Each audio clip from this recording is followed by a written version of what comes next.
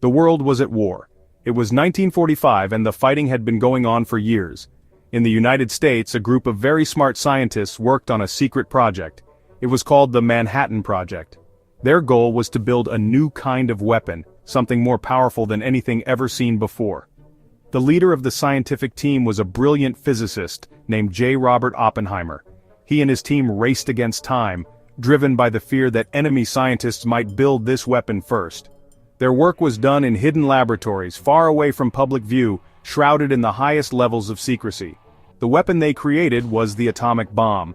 This was not a normal bomb that used gunpowder or chemicals. It worked by splitting atoms, the tiny particles that make up everything.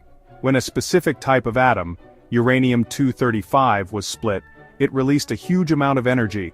This process is called nuclear fission. The scientists designed a bomb that would start a chain reaction. One split atom would cause others to split and then more, all within a fraction of a second. This rapid chain reaction would unleash a destructive force unlike any other in human history. The first atomic bomb built for a mission was nicknamed Little Boy. It was designed as a gun-type weapon. Inside it had 2 pieces of uranium. To make it explode, one piece of uranium would be fired like a bullet down a barrel into the other piece. When they crashed together, the chain reaction would begin. The bomb itself was large, measuring 120 inches long and weighing about 9,700 pounds. It carried 64 kilograms of uranium fuel. Interestingly, this specific design was so trusted by the scientists that it was never even tested before it was used in war. The decision to use this powerful new weapon was one of the most serious in history. The war in the Pacific against Japan was brutal and costly. American leaders believed that an invasion of Japan would lead to an immense number of deaths on both sides. They hoped that the atomic bomb would be so shocking and destructive that it would force Japan to surrender immediately. The goal was to end the war quickly and save the lives of Allied soldiers. This single decision would set in motion a series of events that would change the course of the 20th century and introduce the world to the nuclear age. On a small island in the Pacific Ocean called Tinian, a special airplane waited. It was a B-29 Superfortress bomber, a massive silver plane built for long-distance flights. This particular plane had a name painted on its nose, Enola Gay.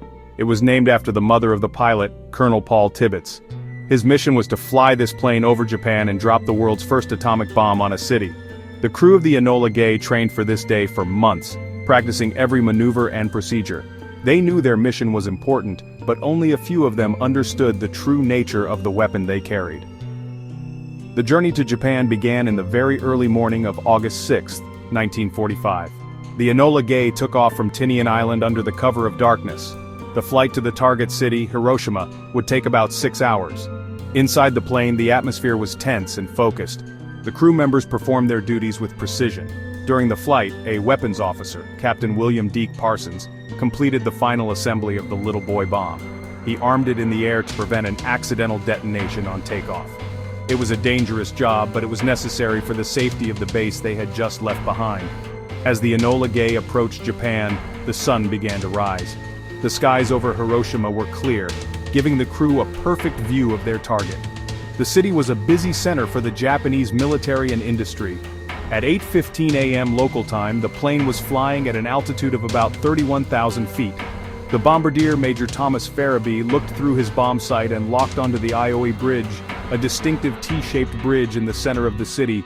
With everything aligned, the bomb bay doors of the Enola Gay opened, and Little Boy was released into the air, beginning its final journey. The bomb fell for 44 seconds. It did not explode on the ground. Instead, it was designed to detonate in the air to maximize its destructive power. Special sensors inside the bomb measured the air pressure. When it reached the planned altitude of about 1,900 feet above the city, the firing mechanism triggered. The uranium bullet shot down the barrel, struck the target ring, and the nuclear chain reaction began. In an instant, an unimaginable amount of energy was unleashed upon the unsuspecting city below. The crew of the Enola Gay, now miles away, felt the shock waves and saw the blinding flash. The explosion was like nothing anyone had ever witnessed. It created a fireball hotter than the surface of the sun, reaching a temperature of about 6,000 degrees Celsius. This blinding white light was the first thing people in Hiroshima saw. In the area directly under the explosion known as the hypocenter, the heat was so intense that everything was instantly vaporized. People, animals, wood and paper turned to ash in less than a second. The blast left dark shadows of people and objects burned onto walls and pavement, ghostly outlines of what was there just a moment before. Beyond the immediate center, the destruction was still absolute. Within a half-mile radius, the intense heat melted steel frames, concrete buildings, and vehicles. The following blast wave, a powerful wall of wind traveling faster than the speed of sound, flattened almost every structure. It shattered buildings into tiny pieces and threw people through the air.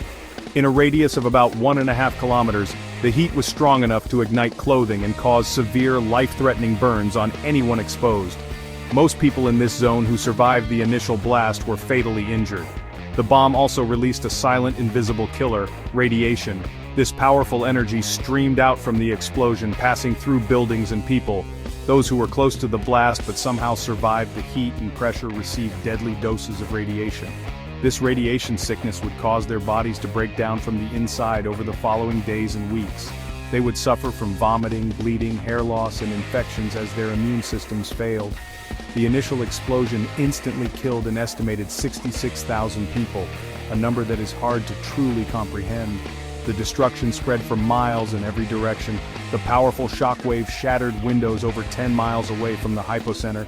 Fires broke out across the city, fueled by the intense heat and the debris of thousands of collapsed wooden houses.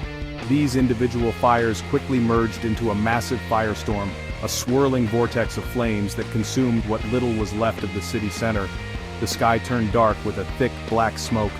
A strange dark rain began to fall, full of radioactive dust and ash, further contaminating the ground and the people who desperately sought water to drink. In the hours and days that followed the bombing, Hiroshima was a scene of unimaginable suffering. Survivors, many with horrific burns and injuries, wandered through the rubble in a state of shock.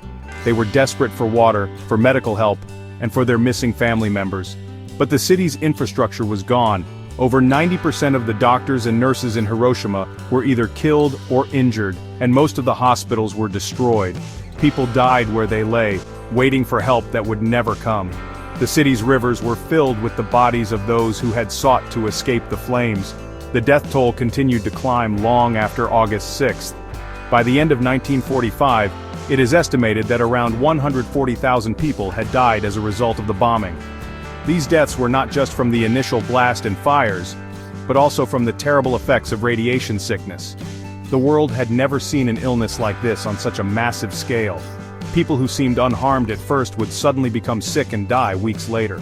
The full horror of the atomic bomb was revealing itself slowly, day by day, in the suffering of the survivors, who became known as the hibakusha.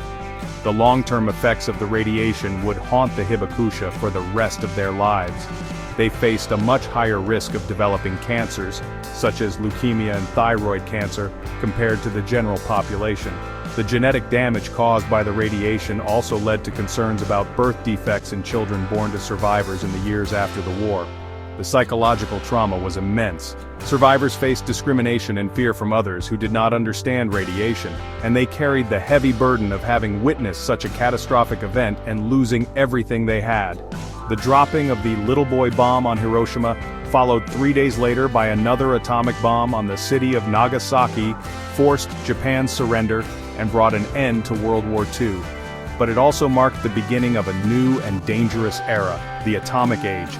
The existence of nuclear weapons changed international politics forever, creating a new kind of global fear. The story of Hiroshima serves as a powerful and permanent reminder of the devastating consequences of nuclear warfare. It stands as a solemn plea for peace and a warning to future generations about the weapons we now possess.